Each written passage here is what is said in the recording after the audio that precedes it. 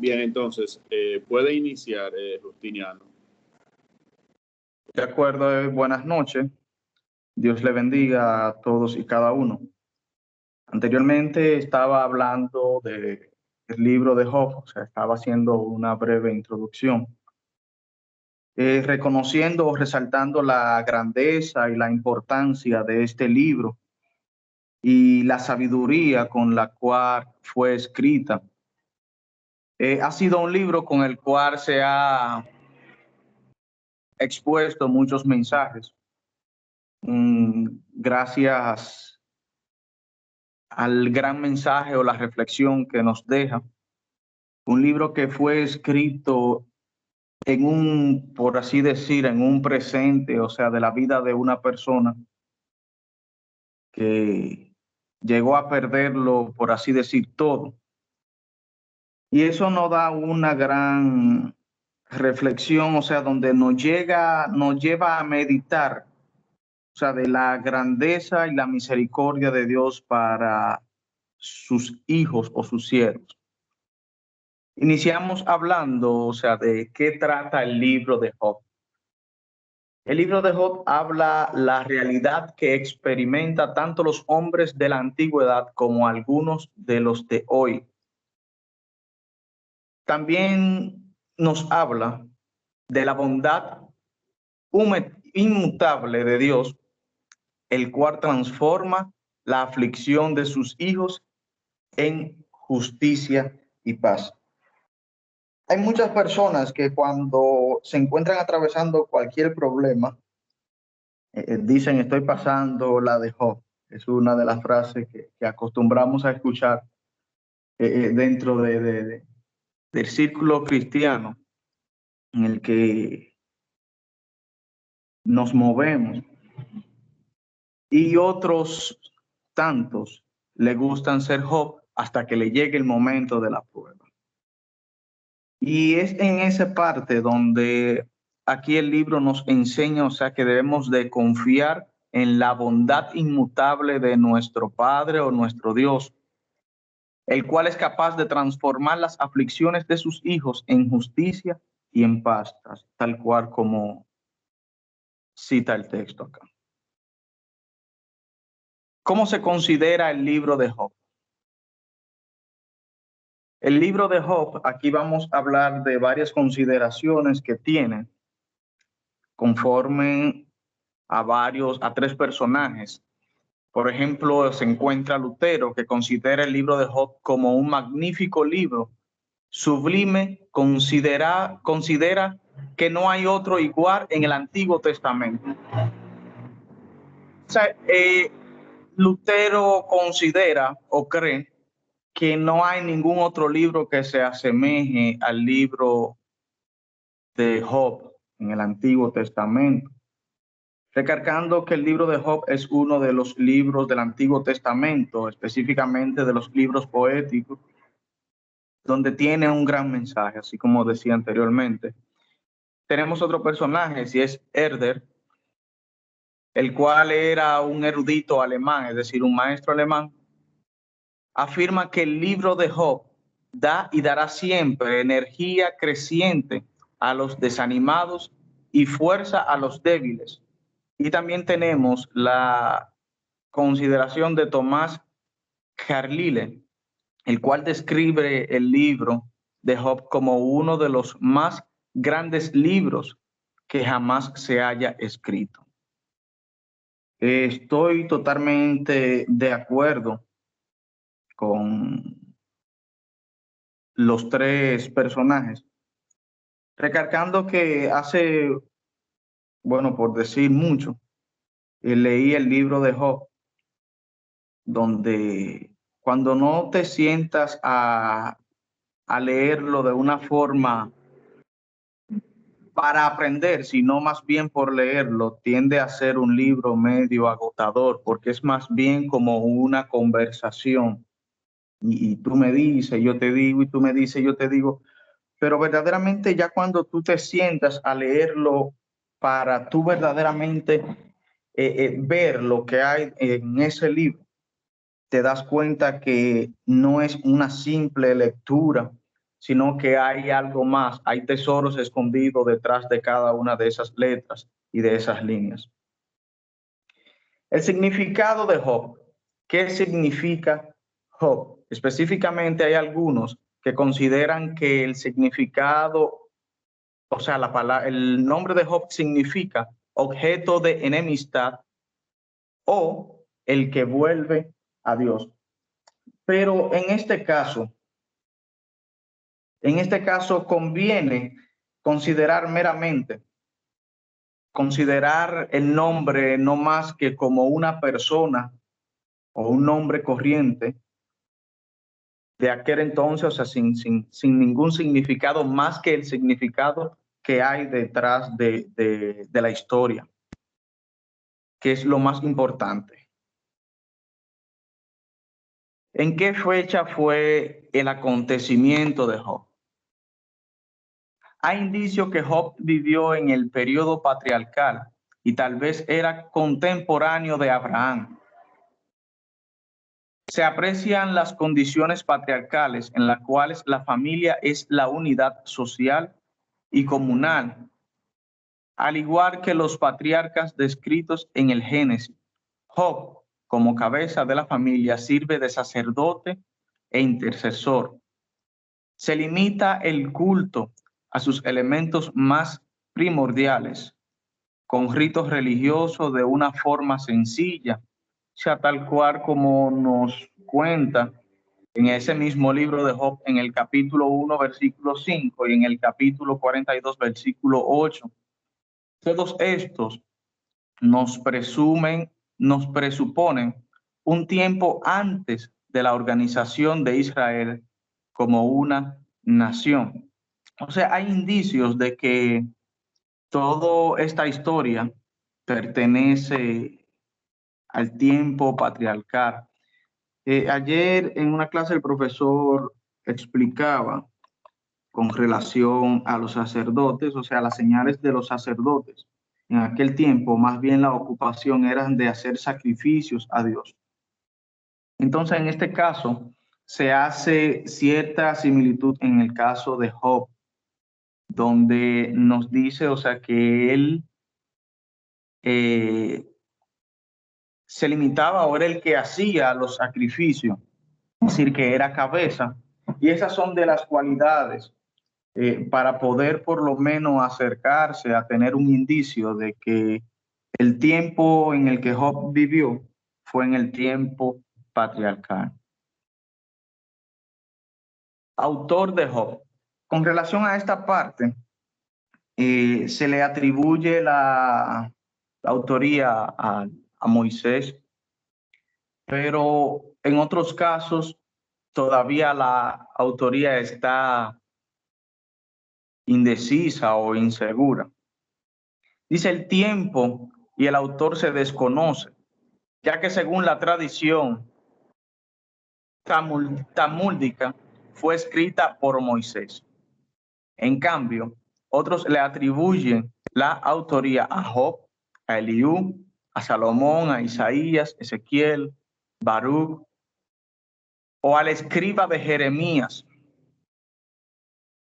Y en cuanto al tiempo, algunos sabios afirman que fue escrito en el tiempo preexílico, es decir, que todavía su tiempo, conforme a Pablo Job, todavía su tiempo ni los autores pueden ser confirmados al 100%.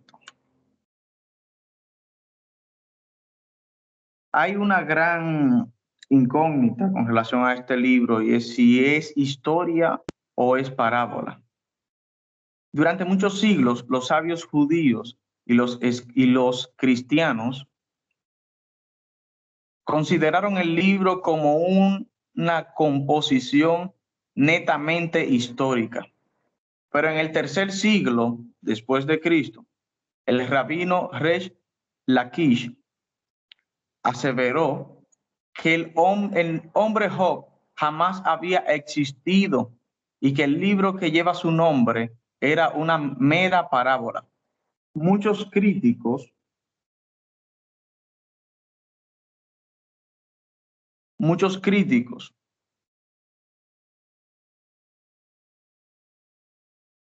bíblicos modernos aceptan esta idea, aunque reconocen que fue escrito con fines de instrucción moral y religiosa. Conforme a un comentario de José Martínez, que dice: nada nos impide admitir que el Espíritu Santo, inspirador de la Sagrada Escritura, pudiera inducir al autor a usar una parábola para darnos el gran mensaje contenido en Job. Cristo hizo gran uso de esta forma de ilustración. Debemos reconocer, sin embargo, que no hay argumento suficiente sólido para rechazar el sustrato histórico del libro, es decir, que no existe un argumento en el que podamos todavía decir si verdaderamente es o no es un hecho histórico. Lo que sí podemos tener claro, tal cual como dice la palabra, o sea, que toda escritura fue inspirada por Dios. Lo que sí tenemos claro es que detrás de este libro existe más bien una instrucción moral y religiosa para nosotros o todo aquel que puede estudiar y leer. Estructura del libro. La estructura del libro está realizada de la siguiente manera. Puede distinguirse en tres partes, que es el prólogo en prosa, es decir, desde el capítulo 1 hasta el capítulo 2.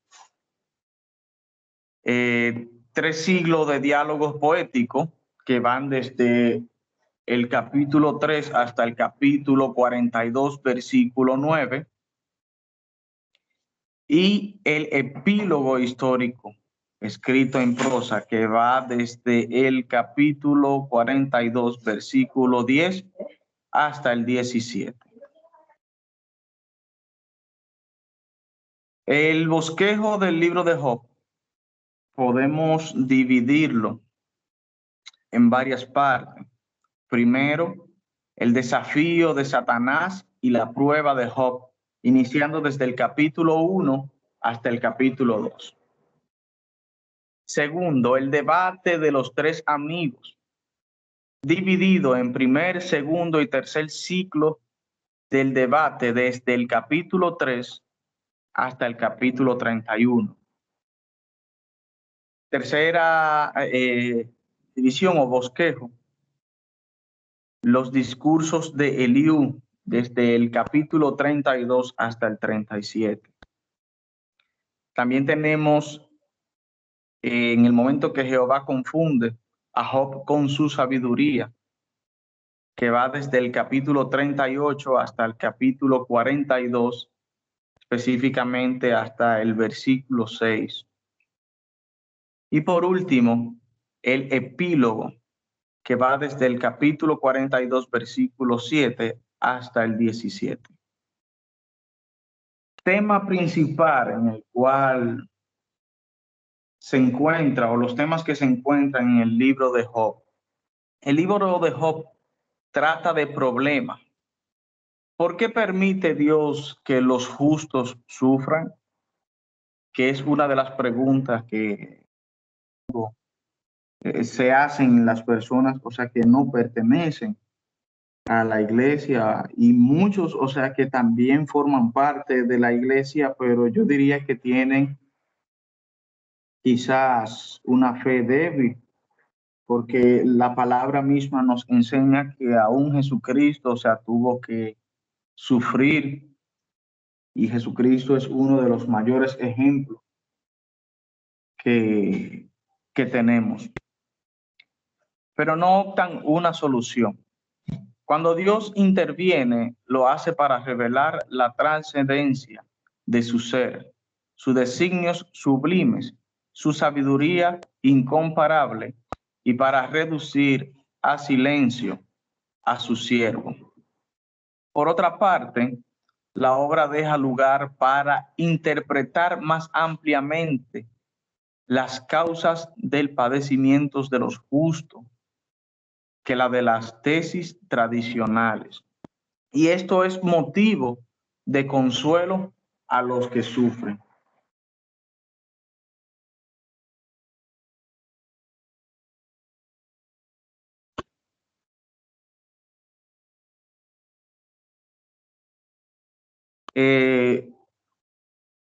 Como decía al principio, debemos de resaltar la gran enseñanza que tiene este libro.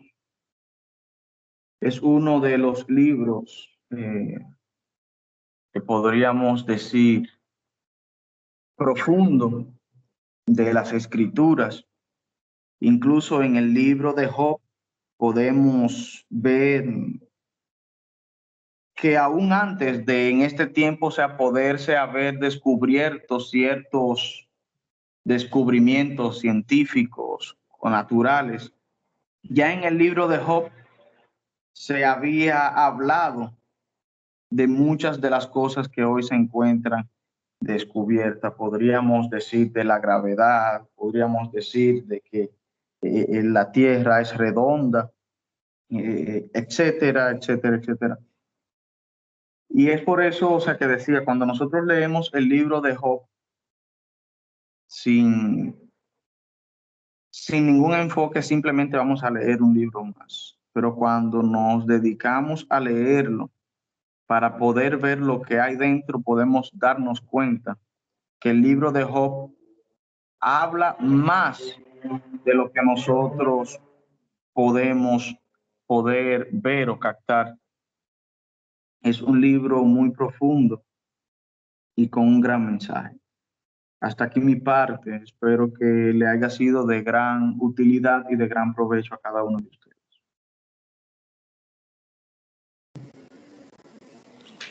Bien, ¿alguna pregunta para Justiniano sobre el tema del libro de Job? Samuel tiene la palabra. Me gustaría hacer una pregunta y probablemente ante un comentario. Siendo que la Biblia dice que vinieron los hijos de Jehová a reunirse con él, dentro de los cuales vino Satanás. Mi pregunta es, ¿dónde? Es fuerte quizá la pregunta, yo no estoy pidiendo que ustedes tengan respuesta, pero me gustaría saber, primero porque Satanás fue echado del cielo, y me gustaría saber dónde se realizó esa reunión, en el cielo o en la tierra. Muy buena pregunta y pertinente, Samuel. Muy buena pregunta, considero.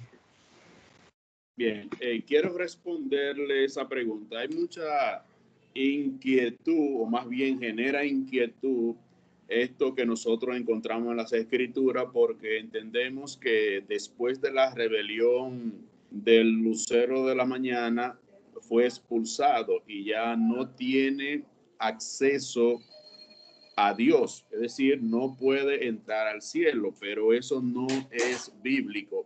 Tampoco es lo que enseñan las Escrituras. Satanás tiene acceso a Dios. De hecho, lo vemos aquí claramente en el libro de Job. Hay cierto tiempo en los cuales los ángeles, los Benei Elohim, es decir, los hijos de Dios, se presenta ante el Señor para rendir cuentas.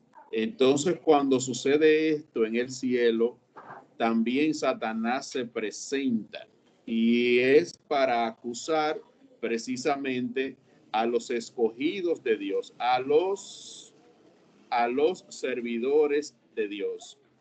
Aquí vamos a consultar algún texto bíblico en el capítulo 1, vamos a leerlo. Antes de iniciar, profesor, o antes de que usted continúe, agregando también a esa parte del comentario que usted hace con relación a la pregunta del hermano Samuel, en el Nuevo Testamento incluso, no recuerdo específicamente, es donde Jesús dice, o sea, Satanás ha pedido zarandearte. Entonces, prácticamente se sumaría la pregunta, ¿quién él ha pedido? ¿Cómo? ¿Por qué? Es decir, que se podría llegar a decir o a pensar que hay cierta comunicación. Es lo que pienso. Ok, muy bien. Vamos a responder esa importante pregunta que hace Samuel. Tenemos aquí en Job capítulo 1, verso 6, un día vinieron a presentarse delante de Yahvé o de Jehová los hijos de Dios, entre los cuales vino también Satán. Si lo leemos en la Biblia textual, dice, llegando el día en que los ángeles, aquí está siguiendo la traducción de la Septuaginta, los ángeles de Ja Elohim se presentan ante Adonai, vino también con ellos Satanás, o Satán, como dice el texto hebreo. Entonces aquí nosotros notamos en el versículo 7 que Adonai preguntó a Satán, ¿de dónde vienes? Y Satán respondió a Adonai y dijo, de rodear la tierra y andar por ella. Pero Dios conocía precisamente a qué Satanás había ido, así como se refleja en el versículo 8. Entonces, aquí los hijos de Dios, llega un día en el cual tienen que presentarse delante de Dios para rendir cuenta de las funciones que el Señor le ha designado. Y entre ellos también se mezcla lo que es Satán para acusar a los escogidos. Colocando esto dentro del contexto, hasta el día de hoy, a pesar de la caída de Satán, o más bien del hijo de la mañana, todavía tiene acceso a Dios. Y eso lo vamos a ver en un texto bíblico muy significativo que revela esto, que hasta el final de los días, él tendrá acceso a Dios para acusar a los escogidos de la misma manera que lo hizo con Job. En Apocalipsis 12:10 nosotros leemos claramente que dice, entonces oí una gran voz en el cielo que decía, ahora se manifestó la salvación y el poder y el reino de nuestro Dios y la soberanía de su Cristo, porque fue arrojado el acusador de nuestros hermanos, el que los acusaba día y noche delante de Dios. De manera que aquí en Apocalipsis capítulo 12, verso 10, vemos lo mismo que se registra en el capítulo 1 de Job, cuando Satán va donde Elohim a acusar a Job. Es decir, que a pesar de la caída, todavía hasta el día de hoy, se le permite a Satán ir al cielo, pero no puede permanecer en él. Recuerden que Satán, el poder es limitado y no puede hacer nada sin el consentimiento del Creador. Entonces, esto es importante porque muchas veces se ha enseñado y se dice por ahí que Satanás no tiene acceso a Dios o que no puede entrar al cielo, pero esto no es bíblico.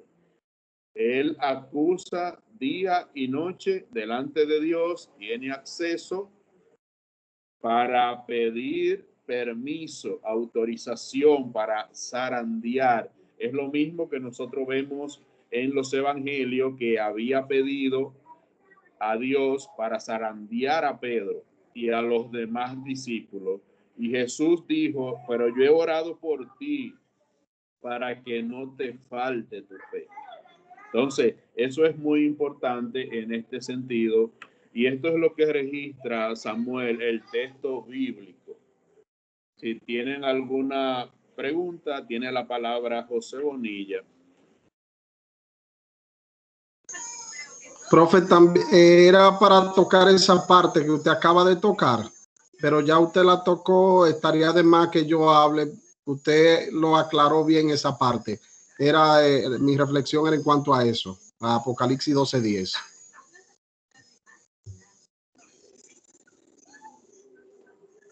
Muy bien, José Bonilla.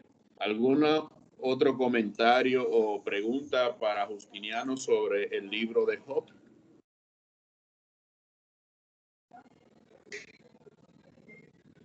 Bien, hay un texto muy importante que presenta la Septuaginta como traducción del hebreo, pero como he dicho en otras ocasiones, se ha podido corroborar que la Septuaginta pues es un texto muy fidedigno del texto hebreo que se utilizó como referencia para traducir. Y quiero consultar juntamente con ustedes en el capítulo 2 del libro de Job, donde nosotros estamos acostumbrados, según lo que dice el mismo texto hebreo, respecto a la mujer de Job, que la consideramos como una mujer impía, una mujer que realmente era enemiga de su marido, de Job, pero hay un texto variante muy significativo que presenta la Septuaginta, y recordando que la Septuaginta viene de un texto muy antiguo, que no es el texto masorético actual, el texto hebreo masorético actual que se utiliza, que es que tiene la porción donde la mujer le dice, maldice a Adonai o maldice a Elohim y muérete. Por esa expresión nosotros catalogamos la mujer de Job como una mujer impía. Pero si nosotros estudiamos el contexto y las mismas expresiones de Job, nos muestran todo lo contrario a lo que nosotros hemos creído por muchos años. Y entonces, tomando como referencia lo que dice esta traducción, es decir, la Septuaginta, que no aparece en el texto hebreo masorético, es muy significativo para entender la relación de Job con su esposa. Por ejemplo, aquí tenemos en el versículo 2, lo tengo subrayado en la pantalla, el texto que registra la Septuaginta, que es totalmente distinto al texto que presenta el texto hebreo masorético. Pero en primer lugar voy a presentar el texto hebreo masorético del capítulo 2, verso 9 de Job.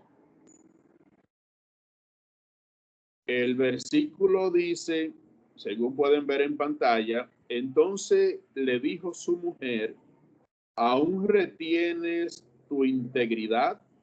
Maldice a Dios y muérete. Bien, este es un texto breve presentado en el texto hebreo masorético, pero la Septuaginta, que es mucho más antigua que el texto hebreo masorético, registra un texto mucho más extendido y mucho más significativo para entender el propio contexto. Leemos en el versículo 10 que la respuesta de Job a esta actitud a estas expresiones de su mujer, le dice, le responde, y él dijo, como suele hablar cualquiera,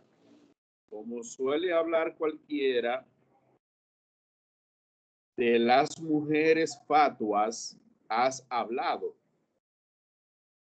Nótese aquí el símil o comparación dentro del texto, como suele hablar cualquiera de las mujeres fatuas o necias, has hablado. Es decir, que la mujer de Job no era realmente una mujer fatua, sino que en ese momento se expresó de esa manera al ver el dolor de su esposo, de su marido.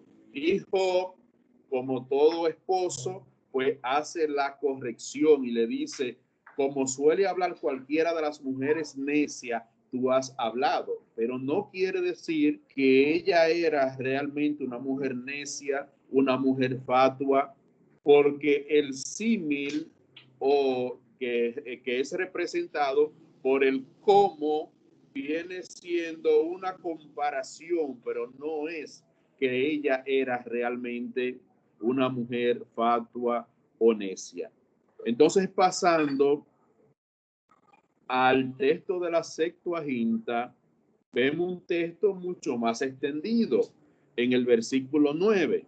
Lo vamos a leer. Y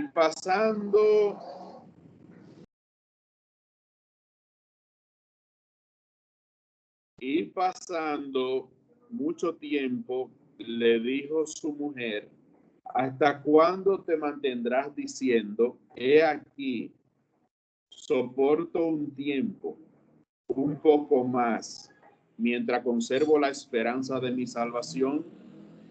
Porque he aquí, borrada de la tierra tu memoria, los hijos y las hijas, porque habían muerto, dolores de mi vientre y fatigas, a los que en vano te parí entre angustia, y tú mismo, sentado entre putrefacción de gusanos, pasas la noche a la intemperie, y yo, errante y de fregona, de sitio en sitio y de casa en casa, esperando a que se ponga el sol, para descansar de las fatigas y de los dolores que ahora me oprimen. Maldice a Adonai y muérete. Aquí nosotros vemos un texto en la Septuaginta que trata de explicar la complicada situación que se presenta aquí en el primer y segundo capítulo de Job.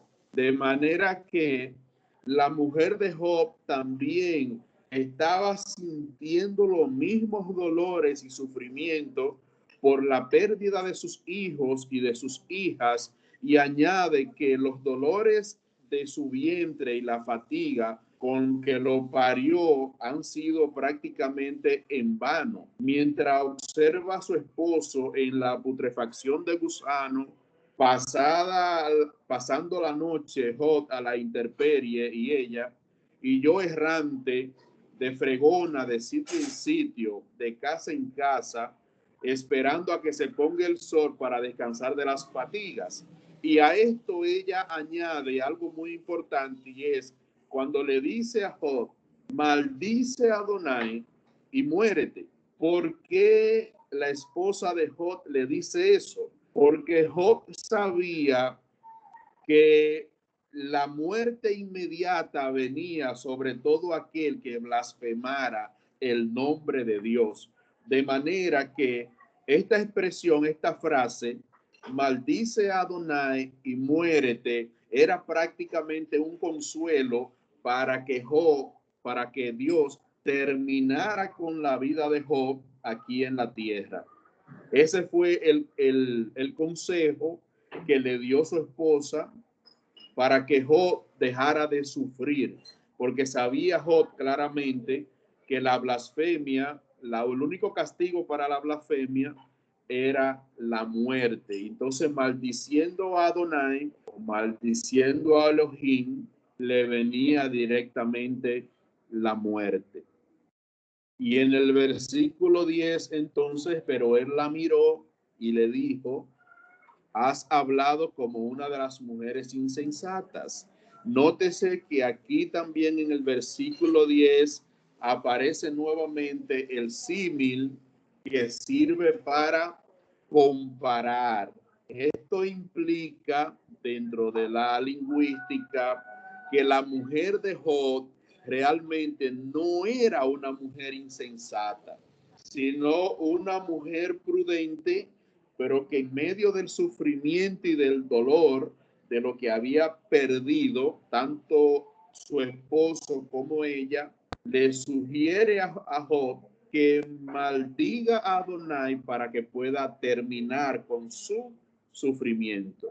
Y es muy interesante esta parte de la Septuaginta porque explica claramente el contexto de lo que viene pasando en el capítulo 1 hasta el capítulo 2. Si tienen alguna pregunta o algún comentario, lo pueden realizar. Me pueden levantar la manita.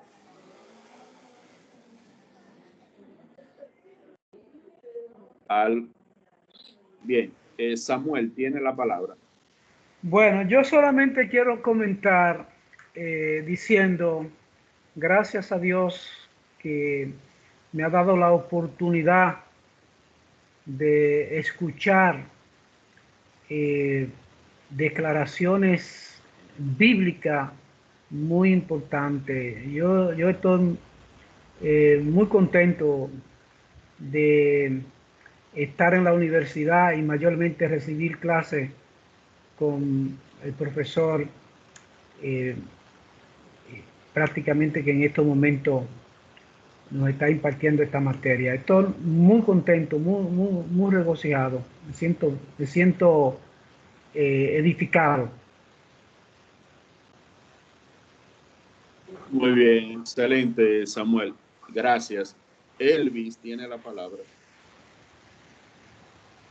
Sí, profe, una pregunta. Usted utilizó, ¿cuál fue la primera versión que usted utilizó? La Septuaginta, ¿no fue? La primera versión que yo utilicé fue la Reina Valera 60, cuyo texto es el texto hebreo masorético, y luego utilicé la Biblia textual cuarta edición, que en ese versículo bíblico se basa en el texto de la Septuaginta. Ah, ok. No, porque les quería preguntar que cómo uno podía conseguir esa versión digital, pero usted lo sacó de la 60 y luego lo utilizó la Biblia textual, que también está digital, ¿está bien? Era esa pregunta que quería ver, porque es muy importante nosotros poder hacer esas comparaciones para poder explicarlo, quizá en un estudio bíblico, en alguna prédica que sea necesaria, nosotros hacer esas aclaraciones, porque muchas veces es el cómo se ve, cómo se lee las escrituras, lo que hace la diferencia a la hora de explicarlo.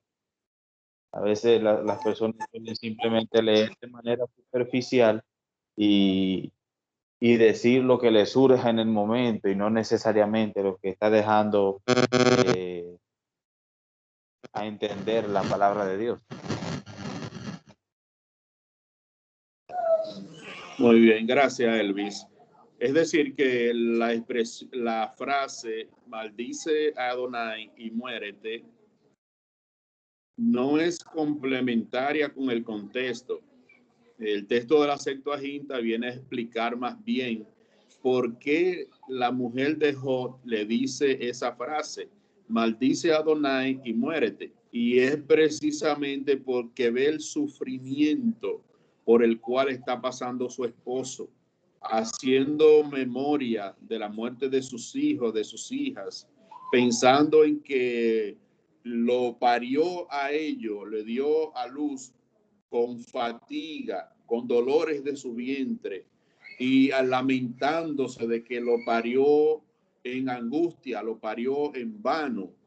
y a la vez viendo a su esposo en la putrefacción de gusanos y pasando la noche a la intemperie, porque todo lo había destruido Satán, y viendo también ella misma que estaba errante de sitio en sitio, de casa en casa, esperando a que se ponga el sol para descansar de la fatiga y de los dolores que la oprimían. La única solución a tanto sufrimiento era maldecir a Dios para que Dios inmediatamente castigara a Job con la muerte y también a ella, para salir de ese dolor tan profundo. Es decir, que el texto de la Septuaginta profundiza más en el dolor que estaban experimentando Job y su esposa. Y es poco probable, así como he mostrado en el versículo 10, de que la mujer de Job haya sido una mujer insensata, una mujer necia, porque el mismo Job, al utilizar ese símil que viene siendo una comparación, el cómo, no significa que la mujer era insensata, sino que habló como una mujer insensata, como una mujer necia. Y ese concepto me parece que debe de cambiar en los mensajes que nosotros predicamos, porque es totalmente distinto, tanto por el testimonio de la propia escritura en el versículo 10, que tanto aparece en el texto hebreo masorético como aparece también en la Septuaginta. Bien, si tienen alguna pregunta, José Bonilla tiene la palabra.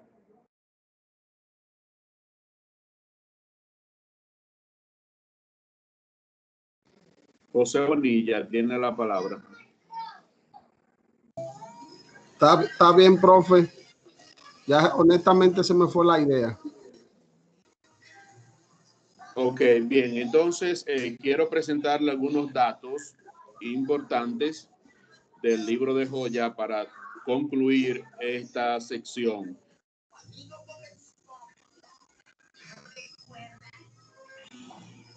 Bien, tenemos la evidencia de la antigüedad del libro de Job. José Bonilla, si puede apagar el micrófono.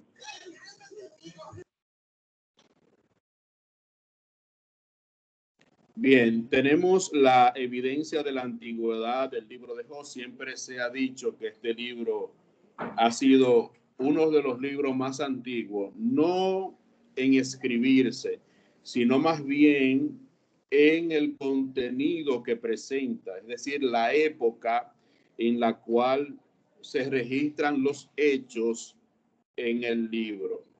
Tenemos, por ejemplo, las alusiones a hechos históricos muy antiguos que dan evidencia de que el libro, valga la redundancia, es de una antigüedad mayor que los demás libros que nosotros encontramos en el Antiguo Pacto. En Job capítulo 3, verso 14, tenemos la referencia a las pirámides. En 15:28, en el capítulo 15, verso 28, tenemos la referencia a las ciudades de la llanura, las cuales también aparecen en el capítulo 15, 16 en adelante, en la época de los patriarcas. Entonces, toda esta referencia indica que el libro o lo que se relata en el libro es precisamente de aquella época, de los días de los patriarcas. También el diluvio que hace referencia en el capítulo 22, verso 16. También la misión de la historia de Israel, que en este caso no se hace ninguna referencia a la ley en el libro de Job. Es muy extraño, de manera que no fue escrito posterior a la ley mosaica, después de Moisés, sino que los relatos que se dan allí son anteriores a Moisés. Tampoco hace referencia a lo que es el Éxodo, ni al cruce del Mar Rojo, ni tampoco a la conquista de Canaán. Otro punto también respecto a la misión de la historia de Israel, que no registra a ninguno de los reyes de Israel, no hace ningún tipo de referencia a ellos. Entonces, esto hace que estas evidencias presenten el contenido mucho más antiguo que los demás libros que nosotros vemos en la Biblia. Los personajes que aparecen en este libro, en primer lugar, es Elohim, que significa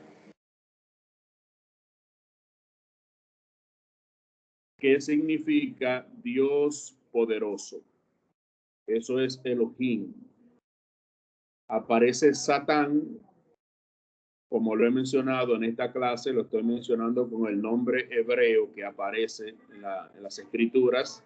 Ya Satanás es una transliteración que viene del griego, registrada en el Nuevo Testamento, pero la mayoría de traducciones en el Antiguo Testamento también lo citan como Satanás, porque así es prácticamente como se ha dado a conocer en los círculos académicos, pero el texto hebreo le llama Satán.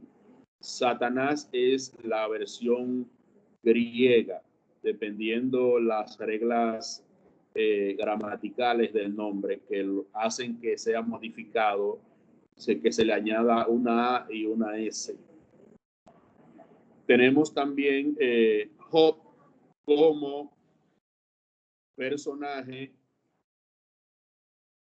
una lucha entre Elohim y Satán, o una controversia en la cual Job está de por medio.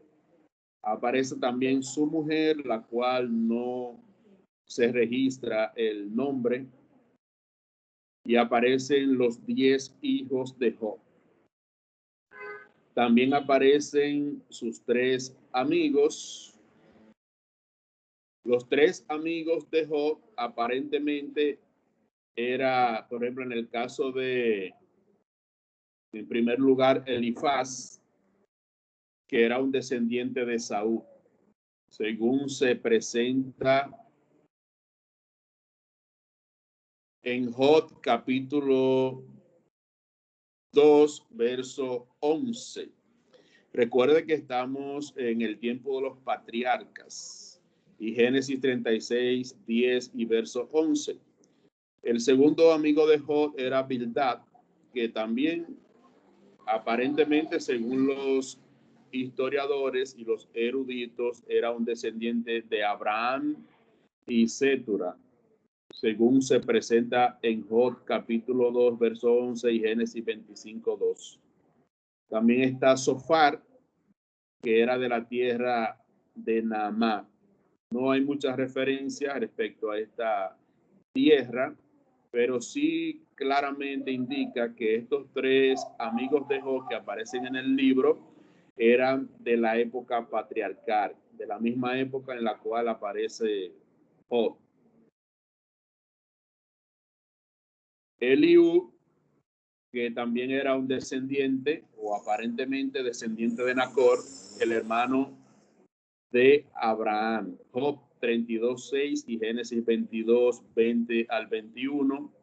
Voy a continuar un poquito rapidito, que se nos está acabando el tiempo.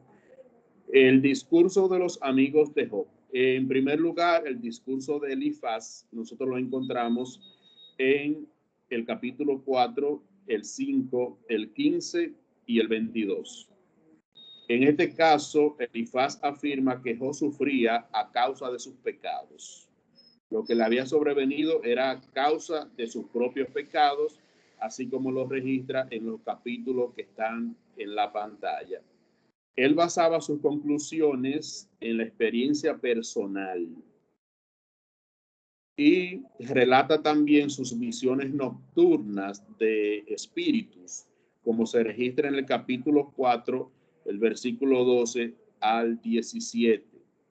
También insta a Job a que se arrepienta y se vuelva a Dios, porque en primer lugar consideraba que Job sufría a causa de sus pecados, y evidentemente para que el sufrimiento se fuera, debía de arrepentirse y volverse a Dios.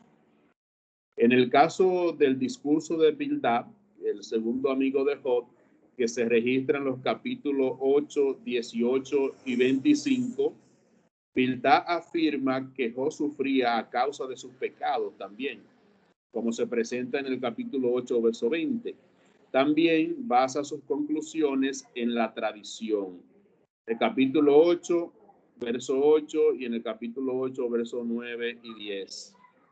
Apremia a Job para que se arrepienta y se vuelva a Dios, de la misma manera que lo hace el anterior amigo.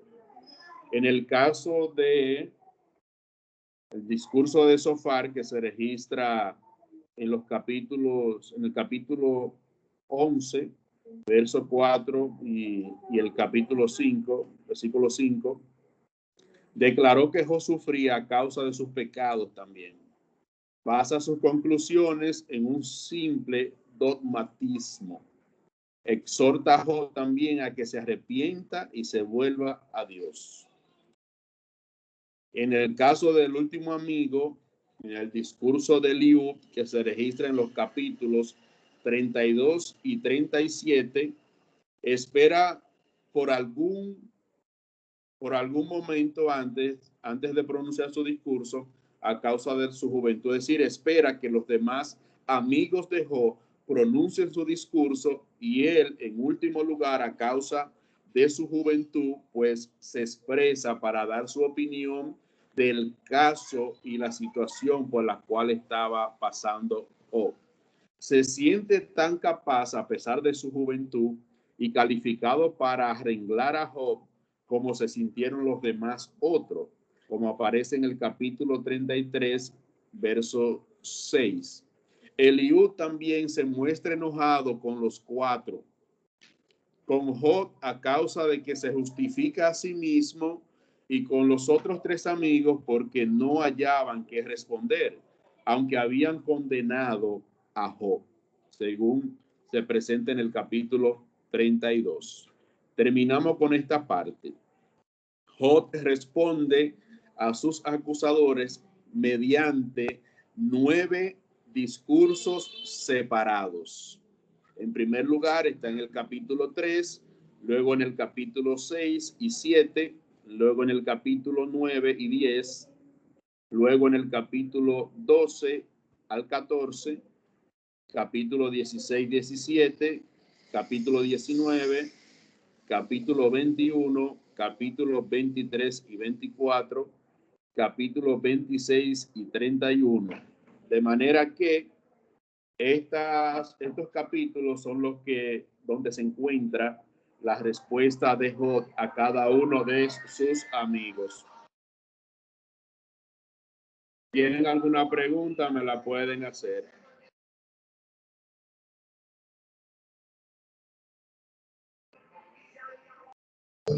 Todo está bien, profe. Bien, el tiempo se nos ha agotado. Vamos a dejarlo hasta aquí. La próxima semana, entonces, nos pondremos al día. Hay un examen. Las informaciones la enviaremos, las informaciones pertinentes. Pasen feliz resto de la noche. Bendiciones para todos. Amén, gracias. Gracias. Amén, profe. Igualmente. Amén, profe. Pase buenas noches. Igual buenas noches para todos los compañeros. Bendiciones. Dios le bendiga a todos.